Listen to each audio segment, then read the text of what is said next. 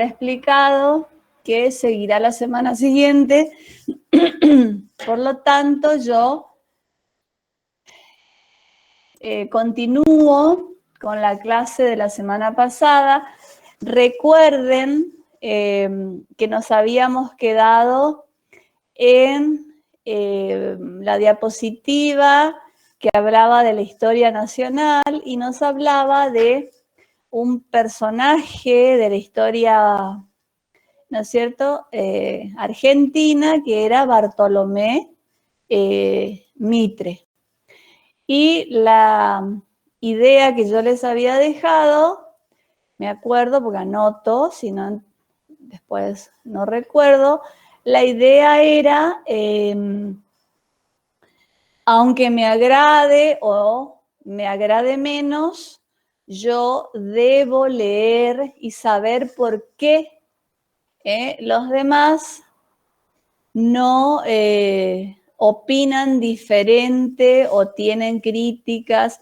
La pregunta va a ser, ¿qué opino yo? Entonces, tengo las notas de los parciales.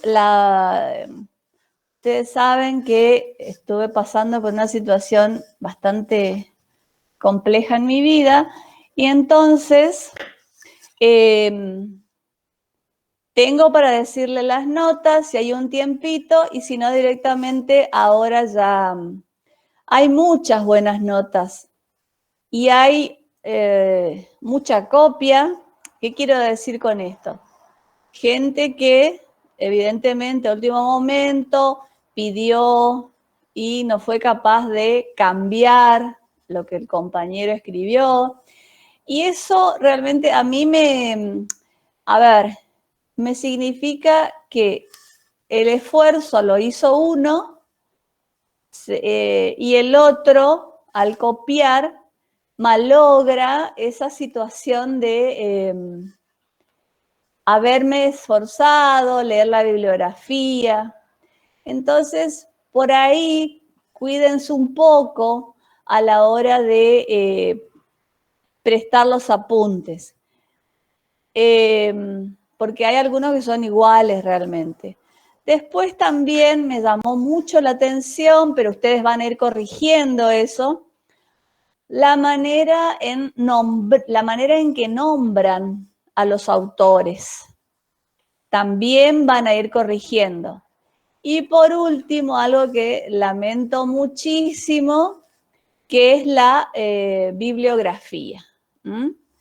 Parece que de golpe nos olvidamos de la ortografía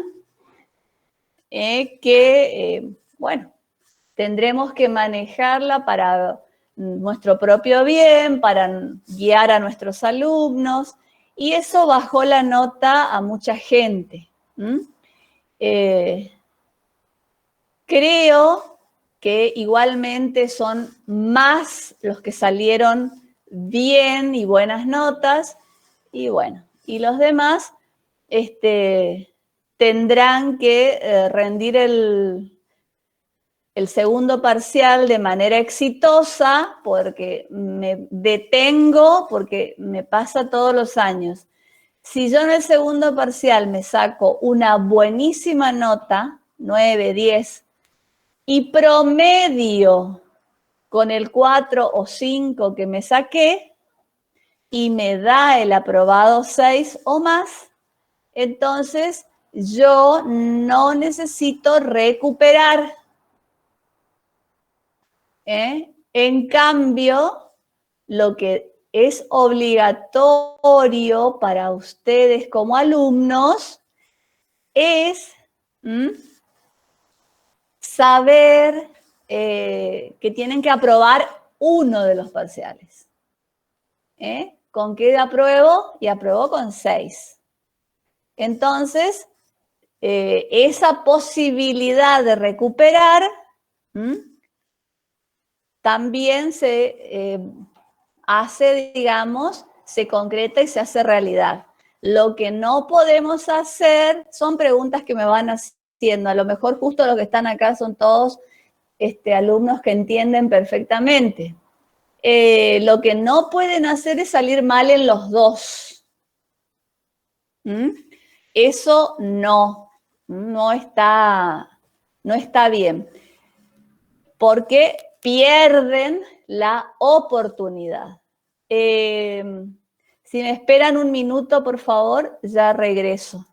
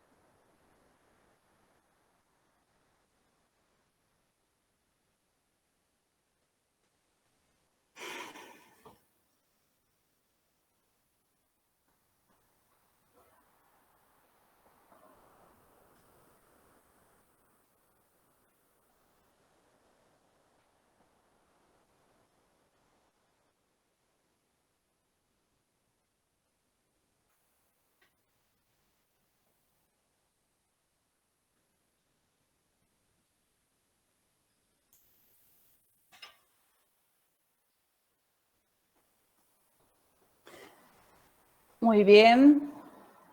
Entonces, abrimos y compartimos. Ahí todos pueden ver entonces la última diapositiva. Sí, profe. Sí, profe. Sí. Chicos, bueno, entonces para repasar decíamos que era una reproducción fotográfica de Bartolomé Mitre. Decíamos que como toda América Latina, nuestro país no estaba fuera de la idea de necesidad de una historia nacional. Una historia que se entendía como esa entidad que, fruto por supuesto de la investigación, Mitre estaba en contacto permanente con franceses, y que nos iba a unir, iba a provocar esa posibilidad de encontrar un camino común. Y entonces la reconstrucción del pasado nacional va a ser prioritaria para estos hombres. No son historiadores de profesión, él es más Mitre es un militar, pero por sus lecturas, su formación y su contacto permanente tanto con Francia como con Londres, ¿no es cierto?, va a tomar esa idea de historia nacional como la ideal para nuestro país. ¿Cuál es el punto de partida? La nación como algo natural y existente.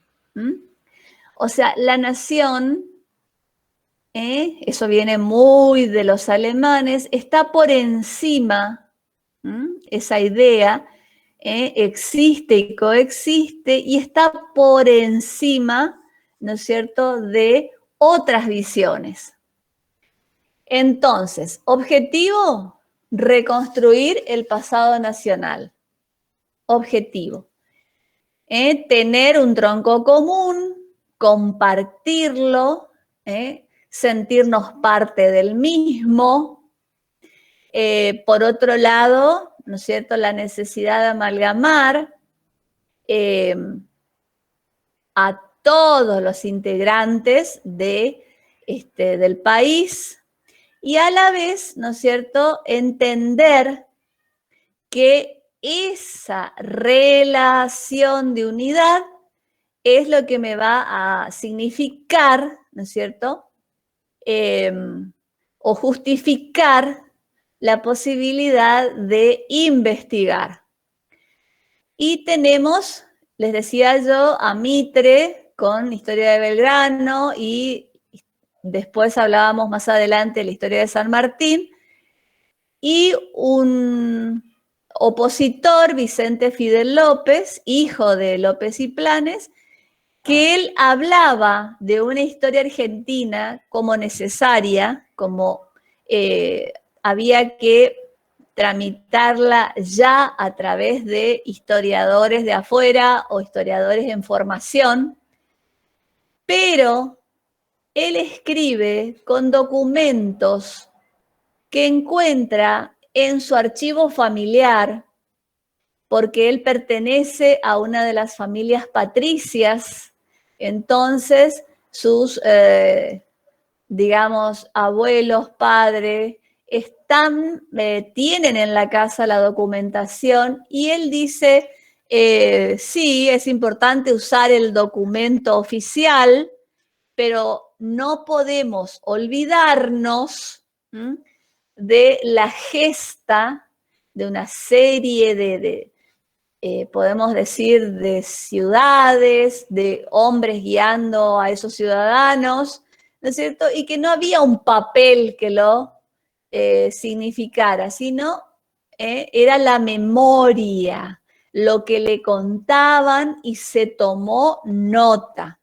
Entonces, la discusión va a ser por medio de la prensa, periódicos, y va a terminar, digamos, no sé si hay un ganador, pero sí la postura de Mitre, que es una postura academicista. Él no va a estar para nada en contra de la posibilidad de usar estos escritos, pero supone que la documentación es lo que sostiene o lo que le da fuerza y armazón a una historia nacional. Entonces, es muy importante Profesora, ¿sí? consulta en la presentación anterior, en Sí. los años que están expresados tanto de Mitre como de Vicente López, son los años en los que publicaron, porque, por ejemplo, el caso de López son 10 años, 1883, 1893, considero que no es. Son los años en que ellos, son los años en los que escriben, Ah, bien, sí, porque pero son para 30 años en el llegar, caso de uno, claro. pero para llegar a esos años hay que hablar de lo anterior. Por eso van a aparecer, digamos, generalmente van a partir de la Revolución de Mayo. Ambos, ¿sí? Bien.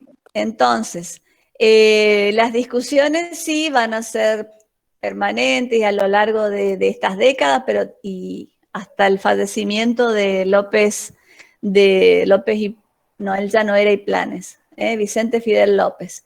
Bueno, la historia nacional entonces se la considera imprescindible, sobre todo para un país que estaba recibiendo desde mediados del siglo XIX y muchísimo más hacia finales de ese siglo, oleadas, como dice Fernando de Devoto, oleadas inmigratorias diarias que venían a buscar una mejor vida. La mayoría venía buscando trabajo, otros venían por problemas políticos, otros por razones, diferentes razones. Pero yo creo que un gran porcentaje de la gente que venía al país venía a trabajar. Entonces, la pregunta que ustedes se van a hacer es, ¿y dónde van todos estos inmigrantes? Básicamente venían a trabajar la tierra.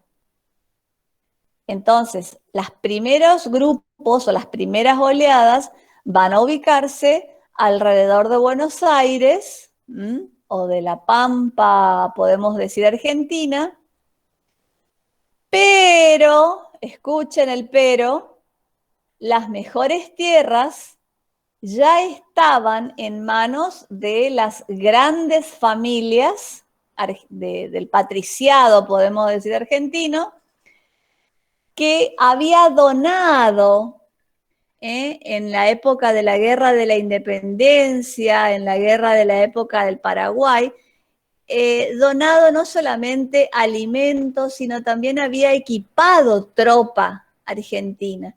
Y como el Estado Nacional nunca podía pagar, entonces la otra manera de pagar esas deudas, son deudas internas, era ofreciendo tierras. Por supuesto, se convierten en de ricos ganaderos a ricos terratenientes, porque van a incorporar a la ganancia que ya tienen el usufructo de la agricultura.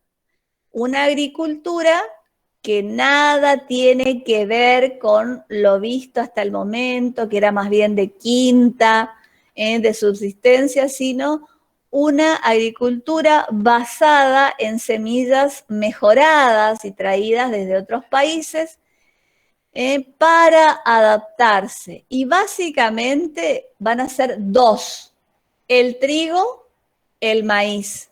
Y por otro lado, cebada y centeno. Todo en relación a la ganadería, pero que va a llevar mucha mano de obra. Bueno, los inmigrantes siguen llegando de diferentes lugares. Y yo no sé si ustedes se acuerdan, cuando estuvieron en quinto año, que los gobiernos argentinos preferían que vinieran los ingleses, suizos, prusianos, los del norte de Italia, franceses, porque consideraban que eran, digamos, mano de obra calificada y preparada, muy, muy trabajadora. Yo no digo que no lo fueren, pero de ese grupo de gente llegaron muy pocos y la mayoría se instala en Buenos Aires, en capital. ¿Quiénes van a venir? Y los más pobres de Europa, los que tenían para su pasaje y nada más, ¿no es cierto? No eran los deseados por el gobierno nacional, pero son los que vinieron. Una gran cantidad de italianos y en segundo orden, bastante relegado, españoles. Y van a venir más adelante europeos del este, que se van a ubicar ya no alrededor de estas grandes, podemos decir, enormes tierras de la pampa húmeda que había quedado en manos de las familias ricas, y ellos alquilaban, subarrendaban, sino van a empezar a dirigirse hacia otras capitales. Van a ser, lógicamente, Paraná, Rosario, Córdoba y Santa Fe. Pero también se va a repetir el mismo esquema. el mismo esquema, o sea, ya no hay tierras para repartir, hay tierras para alquilar. El que puede volver a su patria porque alguien los ayudó o los familiares, regresan. Y los que no, se quedan como mano de obra de sus propios hermanos de la patria donde habían venido. ¿Qué pasaba con el desierto norte, Chaco, y el desierto sur, Patagonia? Entonces, eran tierras recuperadas, no hacía mucho, de manos de los aborígenes mediante la famosa campaña del desierto, y los muchos inmigrantes, sobre todo italianos, ¿no es cierto?, antes de volver o porque no podían volver, se ubican en estas nuevas regiones o tierras recientemente recuperadas, digamos, eran tierras de indios, y entonces esas tierras sí son entregadas por el Estado Nacional al inmigrante. ¿A cambio de qué? De trabajo, a cambio de hacer progresar la agricultura, la ganadería y, por supuesto, todo lo que sea la urbanización de estas zonas tan alejadas de la capital. En el caso de Chaco, el Gran Chaco, sí, ya los aborígenes se habían ido a las reducciones, pero ¿y había otros? Entonces nos vamos a encontrar con un gran número de paraguayos, todos ilegales por supuesto, en el sentido de que no iban a las oficinas a explicar por qué venían de su país al Gran Chaco. Va a haber muchos correntinos, muchos santafesinos, que por diferentes motivos encontraron en la zona de Barranqueras y en la zona de Resistencia la posibilidad de sobrevivir. La mayoría vivía de la ganadería y de la explotación forestal. Y por supuesto vendían a las ciudades, ¿no? Entonces, cuando llegan los primeros italianos, se encuentra que esas tierras ya están ocupadas, pero son ilegales. Entonces, yo sé que ustedes, salvo que sean descendientes de alguna de las familias que se encuentran en la loba romana de la Plaza 25 de Mayo, la mayoría cree que las familias italianas vinieron y empezaron de cero. No, señores, Resistencia y Barranqueras tenía no solamente población estable, y bueno, habrán sido, como denominaban los italianos, ranchadas, pero sí había aserraderos, había corrales, había quintas. Entonces nada de esa historia de bajamos detrás del club de regatas y bueno, inauguramos podemos decir, la población chaqueña. De ninguna manera lo acepten.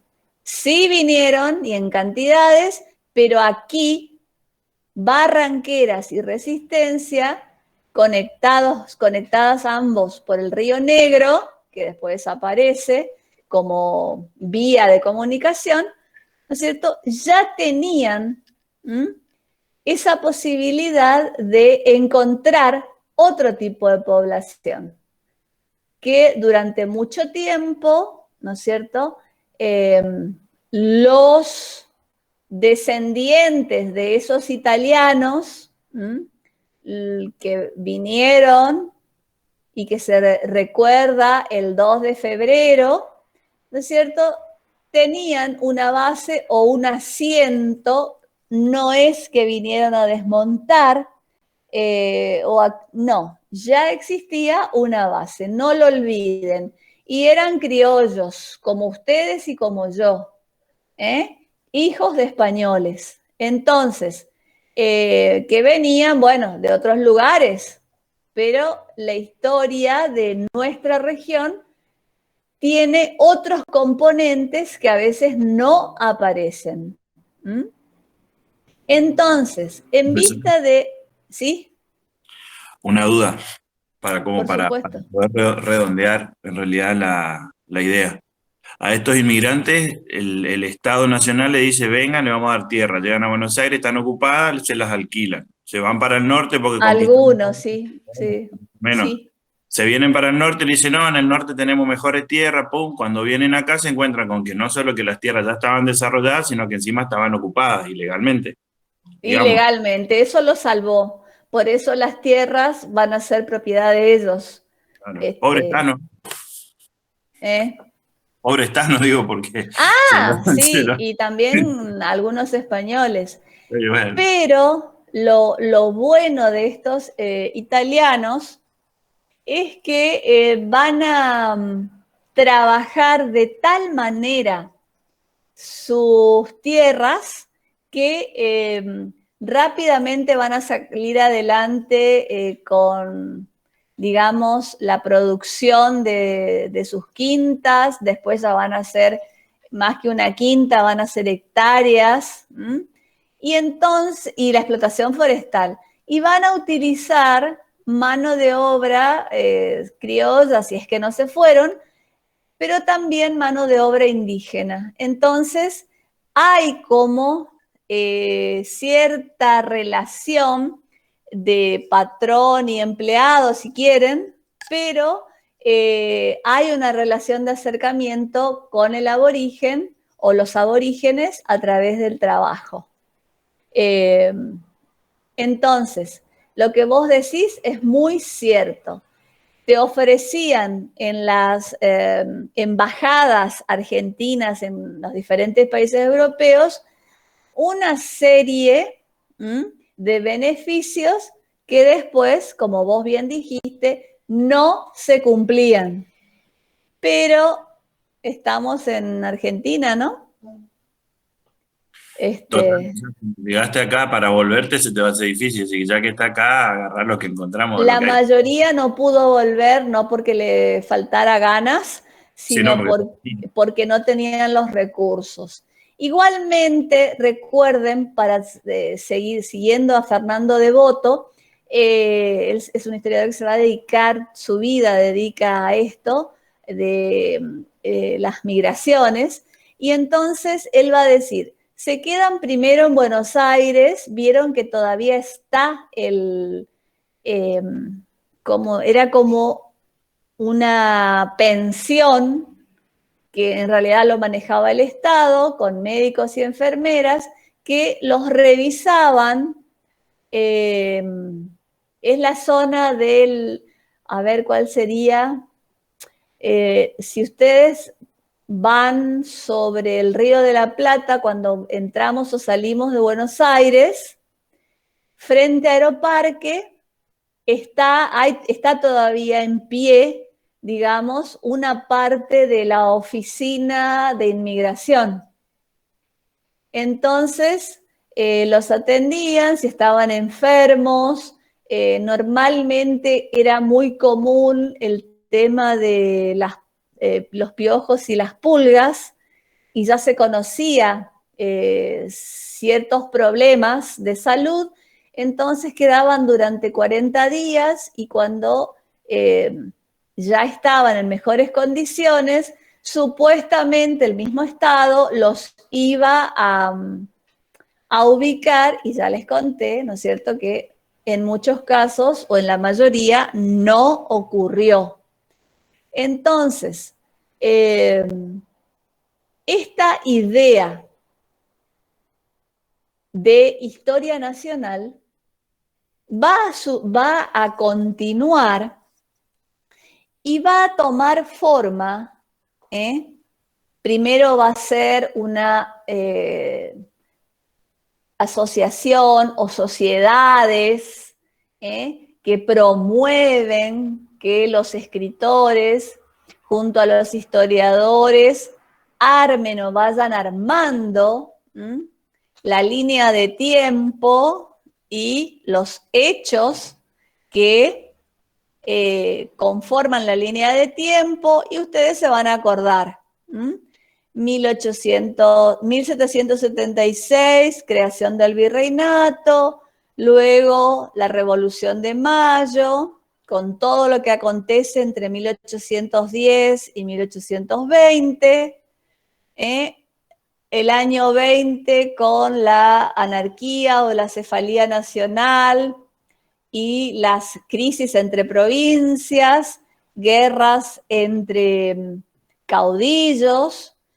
Entre el 20 y el 29 continúa el intento de organización nacional mediante una Carta Magna. Todas son,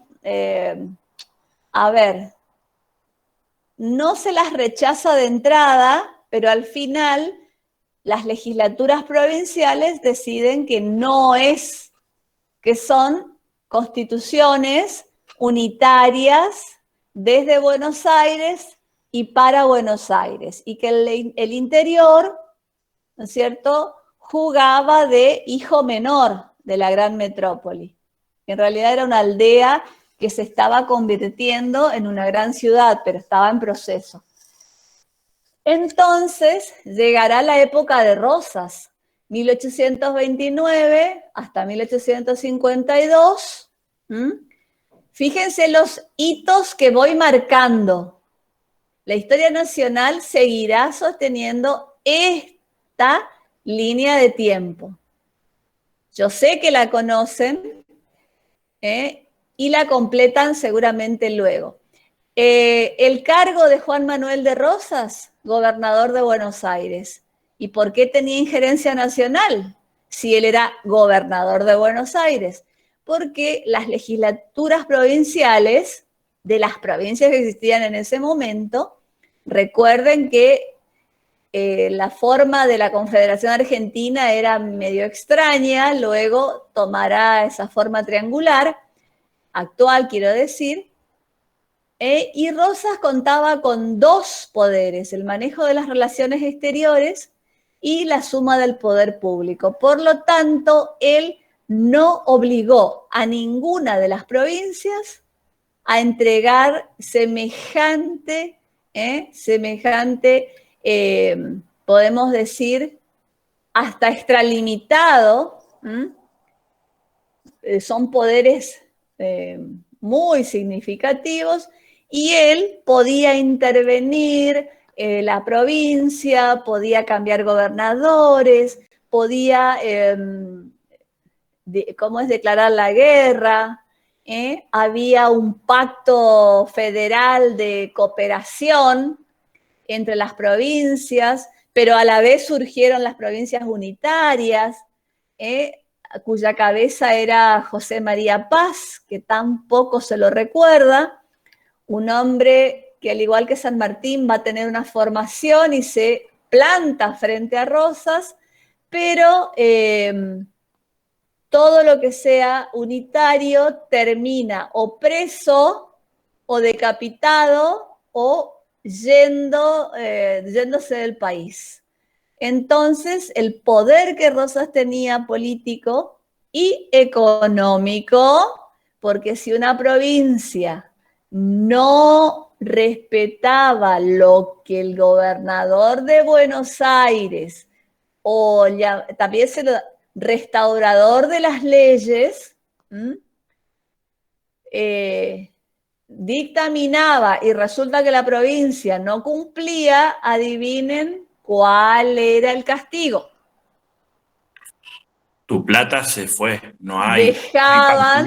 Dejaba de mandar menos beneficios de la aduana, ayuda económica, ya sea proveniente de la aduana, muy bien, y la ayuda que la provincia de Buenos Aires daba, que muchas veces fue del mismo pecunio de Rosas, ganado, ganadería, y toneladas de algún tipo de, generalmente va a ser maíz. Entonces, hay un poder que lo centraliza todo, y aunque no exista una ley o una carta magna, esos poderes más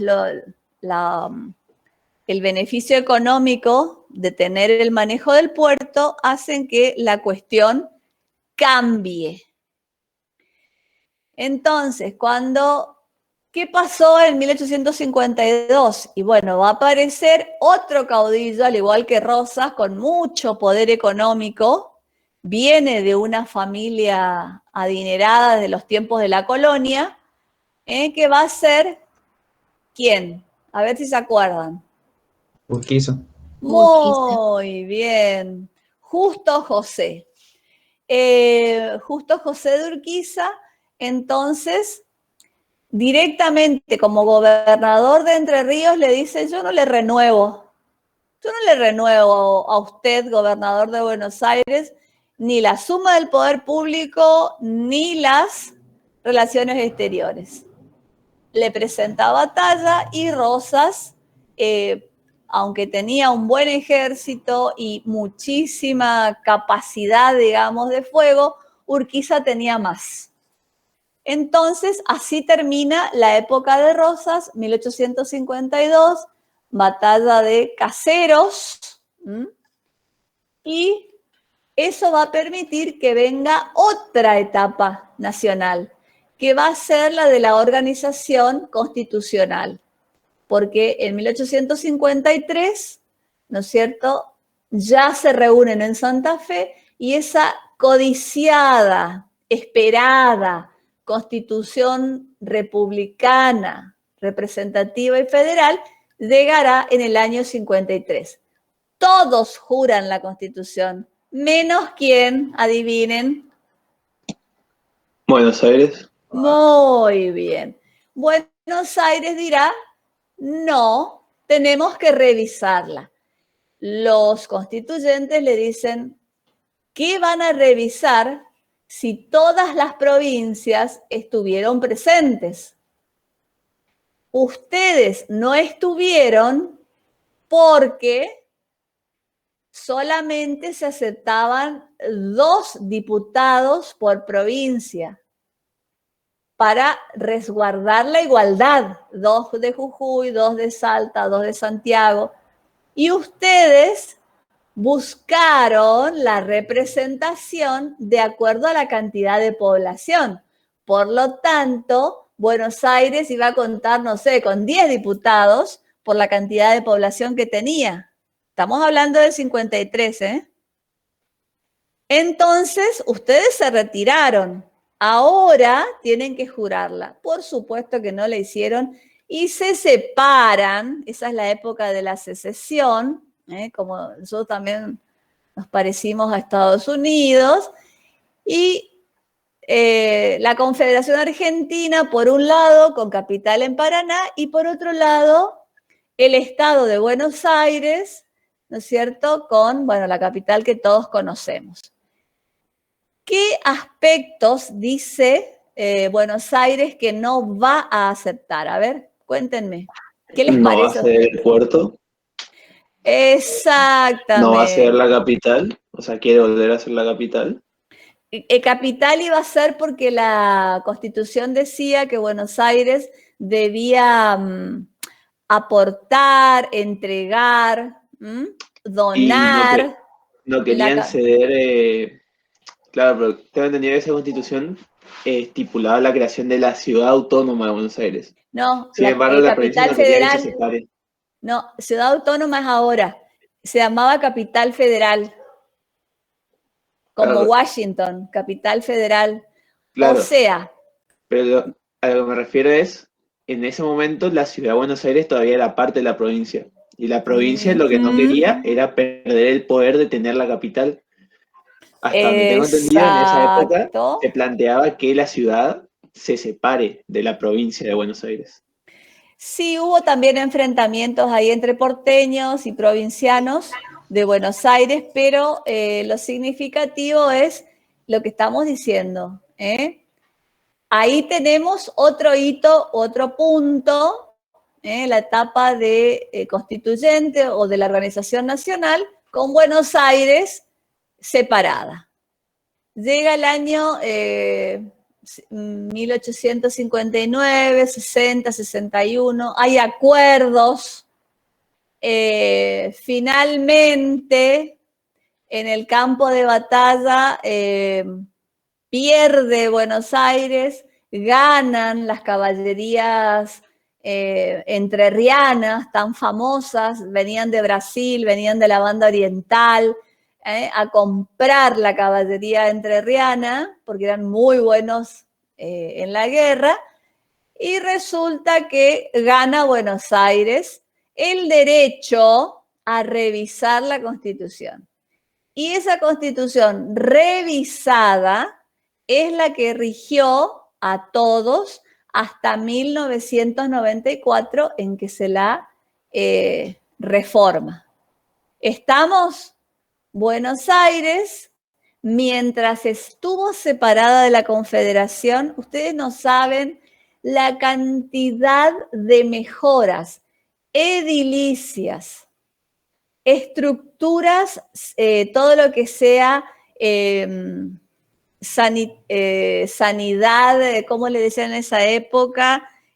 Sanidad pública, las cloacas, el asfalto que prefirieron ponerle las famosas piedras o los adoquines.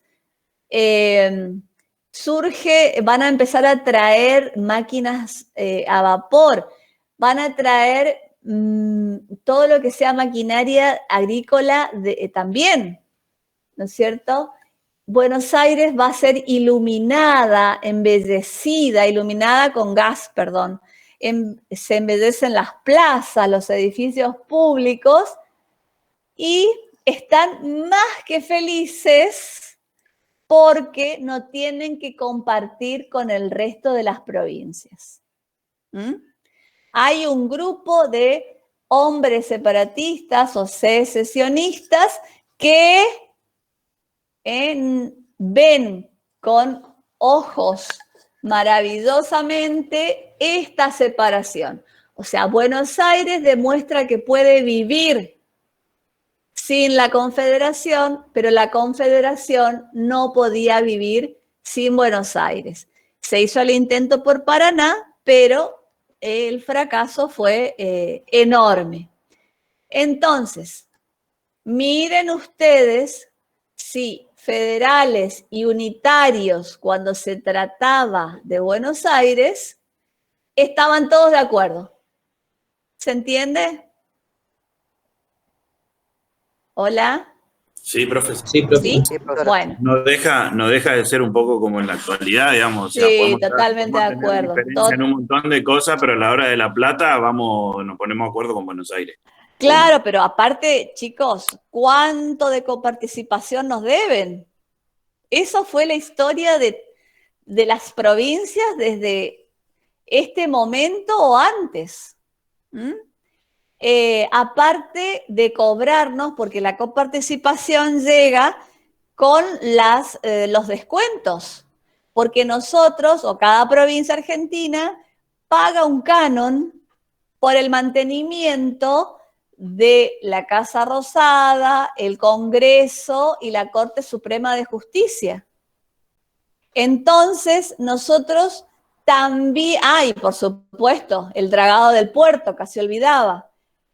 Todos esos impuestos o cánones, Buenos Aires nos descuenta de manera religiosa, se puede decir, y cuando nos manda la coparticipación, si alguno no sabe, va a tener que buscar qué es la coparticipación en el caso de Chaco, ya nos mandan con esos descuentos.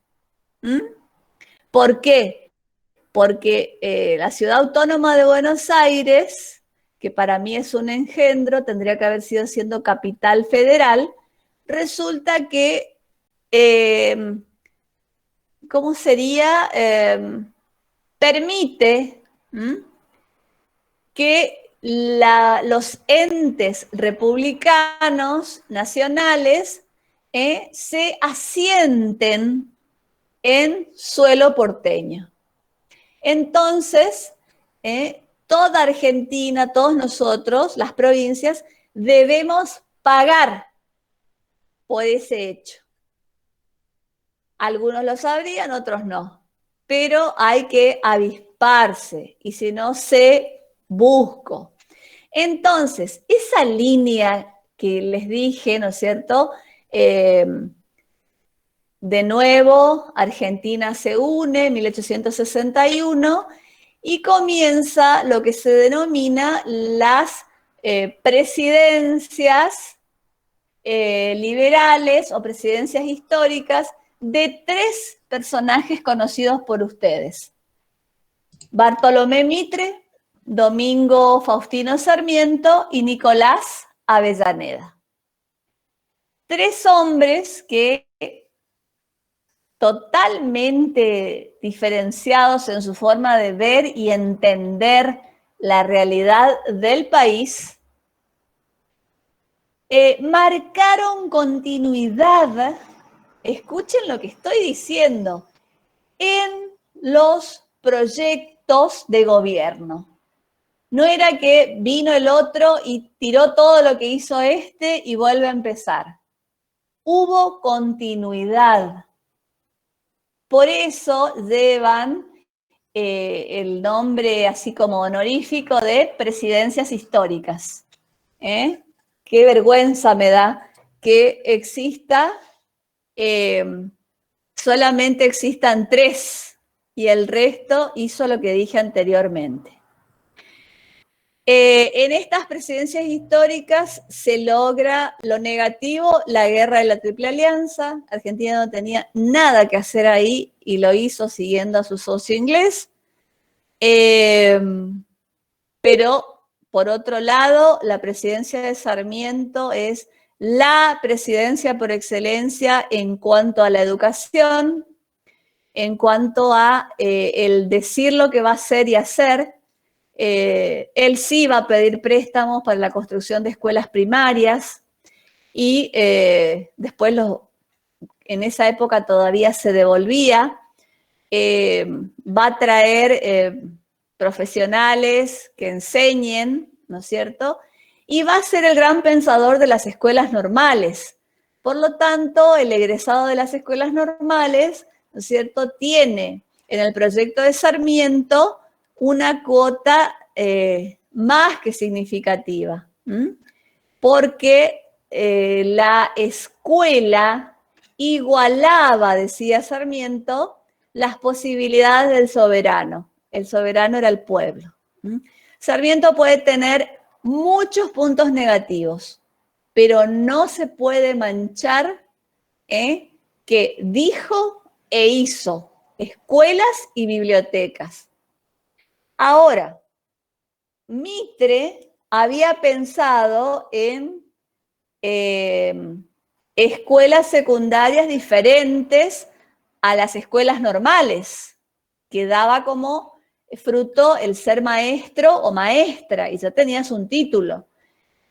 Piensa en los colegios nacionales, que de hecho también se llevan y conviven, eran colegios para varones, Nacional, Colegio de Varones, donde se preparaba al joven para otras actividades que no fuera la docencia. En ese momento se las llamaba profesiones liberales. Entonces, están, y recién será en la época de Irigoyen, cuando surge la idea de la escuela industrial, la escuela de profesional. O sea, vos salías con un título técnico que te permitía. Y ahí estamos, ¿no es cierto? Y las de comercio, casi olvidé. Tenemos, digamos, nuestro cosmos de cómo Argentina llegó a ser el país mejor o más alfabetizado de toda América del Sur. ¿Por qué? Y porque las escuelas de primeras letras se le pagaba al maestro con fondos, por supuesto, de fondos estatales, ¿no es cierto? Pero trataban de ubicarse, por ejemplo, en zonas rurales, cambiar los periodos de acuerdo a la zafra de la caña de azúcar o el algodón en nuestra zona. Entonces, hay una actitud del presidente en colaboración también con los directores de estas escuelas en promover al menos leer, escribir y las 4 operaciones básicas. Ese era el objetivo de la escuela primaria. ¿Se entendió? Había objetivos y se lo cumplía. El objetivo de la secundaria ya era más difícil porque implicaba más gastos para la familia y los colegios no estaban cerca como las escuelas. Entonces, el que podía mandar a su hijo al colegio, ¿no es cierto?, era toda una inversión, porque si salías perito mercantil ya encontrabas trabajo inmediatamente. Y no te digo si salías técnico en esa época de alguna de las, generalmente el técnico en mecánica, salías y tenías trabajo. Pero, ¿no es cierto?, yo creo que lo que no podemos olvidar es la política educativa y cómo se la implementó. Nicolás Avellaneda, en cambio, es el hombre de la época de las campañas del desierto, de cómo las provincias van a ir tomando forma. ¿Por qué creen que Chaco tiene forma del caballito? No era así, Chaco, sino que cuando se somete a los indios, bueno, Santa Fe reclama y dice, yo reclamo hasta el paralelo 28. ¿Sabían todo esto? Sí, ¿no es cierto? Sus profesores le habrán enseñado. Sí. Profe. Santiago del Estero va a pedir también unas cuantas leguas. Salta hará lo mismo, chicos. Y Corrientes no puede porque está el río, pero si no hubiera pedido también. A Corrientes le sacan territorio.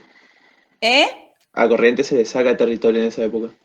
Misiones le sacan. Claro. Pero. Un conflicto, no me acuerdo cuál, con Buenos Aires, en el cual terminan ganando Buenos Aires y dividen. Los correntinos se adueñaron de las misiones, le decían, porque era la zona de jesuítica, por excelencia. Pero en realidad nunca le perteneció. Ellos sí pelearon desde todos los aspectos, pero eran tierras que en realidad de la época de la monarquía, que se les había dado en concesión a la congregación jesuítica,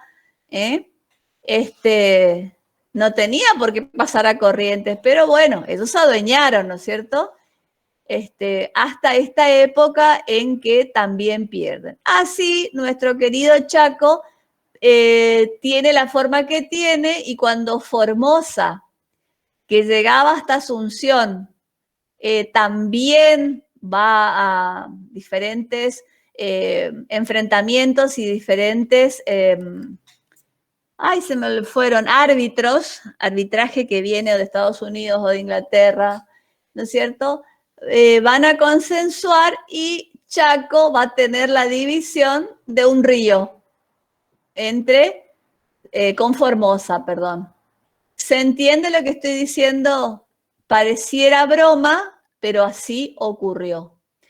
Y Avellaneda lo que va a hacer es, cada región apaciguada, como decían ellos, trae inmigrantes mediante la ley migratoria, instala inmigrantes y se preocupa para que en esa ciudad o ese poblado exista un juzgado de paz, una comisaría, o sea, las instituciones básicas de gobierno, y cuando alcanzaba determinada cantidad de población, que sea un ayuntamiento o municipio. Entonces, y por supuesto, una escuela. Entonces, hay una continuidad criticable, todo lo que ustedes quieran, pero hay una continuidad que favorece al menos a nuestra manera de pensar la historia nacional. Esta historia que yo les acabo de relatar va a continuar después de las presidencias históricas con la llamada generación del 80, que aparece como figura epónima, Julio Argentino Roca. En aquella época, el que nacía en una fecha determinada se le ponía ese nombre. Él había nacido el 9 de julio. Entonces los padres, ¿qué nombre le pusieron? Julio Argentino, ¿por qué?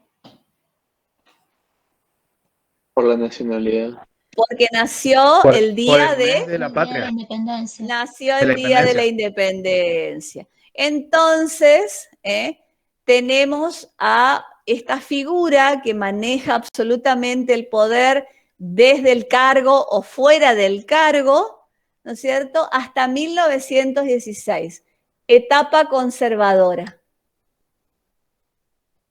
De 1916 a 1930, etapa radical. Del 30 al 45, otros ponen el 43, etapa neoconservadora. Neo son los hijos y nietos de los antiguos conservadores. Del 43-45 al 55, la etapa peronista. Del 55 al 74, la de la inestabilidad o política o de la sucesión de gobiernos civiles y militares. Hay un golpe cada tanto, era común. Desde el 80, desde el 74 al 76, tercera presidencia de Perón, 76 al 83, ¿no es cierto?, la etapa de la dictadura militar, y del 83 a nuestros días, restablecimiento o restauración de la democracia. Entonces, esa es la línea histórica nacional. ¿Cuándo se va a tener una entidad que regule? En 1936, con la creación de la Academia Nacional de la Historia. Acuérdense, con mayúscula.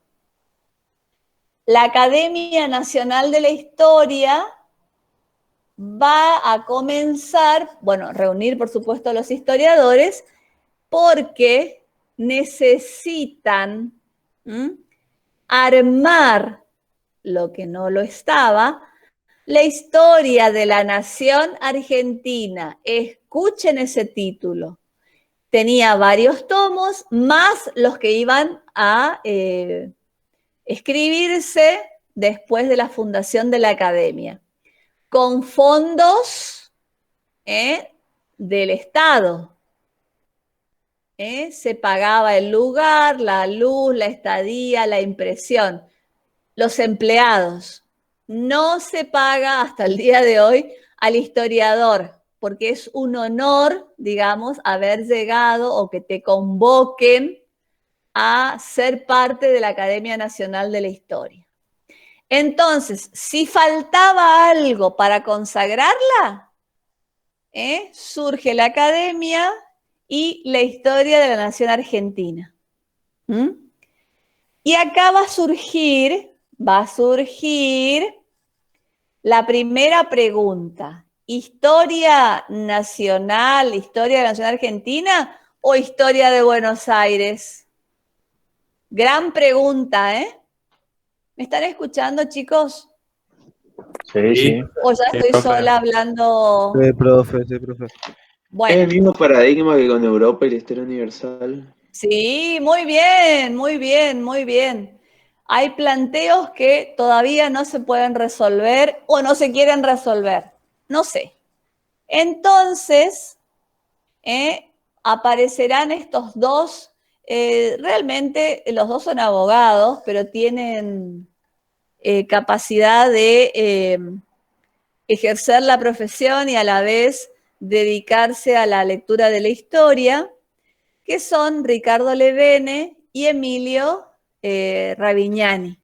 Los dos van a estar presentes en esas academias o juntas históricas de tipo nacional y luego van a ser los grandes impulsores de la creación de la Academia Nacional de la Historia. Pero, ojo, surge la pregunta, ¿es la historia de la nación o es la historia desde Buenos Aires con respecto al resto de la nación? Entonces, eso es importantísimo que ustedes vayan viendo. ¿Existe una historia nacional? Sí, acabo de relatársela. ¿Existe una academia que refrenda todo esto? Sí, la Academia Nacional de la Historia en 1936.